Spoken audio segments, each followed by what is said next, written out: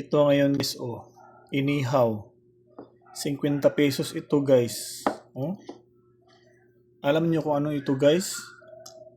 Walang ano ito guys. Wala po siyang laman.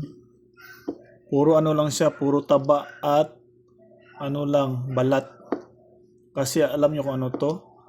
Mukha lang ito ng, maskara lang ito ng baboy. Oh, ang liit-liit pa guys. Oh. Diba?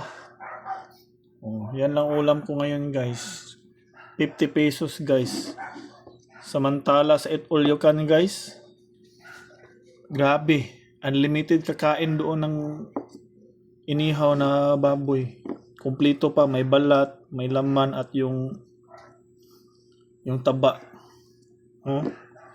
Pero dito sa ano guys, dito sa karinderya guys, grabe, 50 pesos mo guys. Liit lang. Tapos pisngi lang ng baboy. Pero sa Eat All You Can guys, grabe, abunda talaga. Unlimited yung ano, sunog ba, kumpleto pa.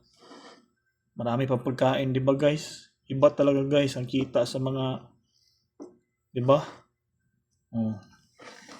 So, paano yan? Nalihis na yung flood control guys. Nalihis na, napunta na sa impeachment.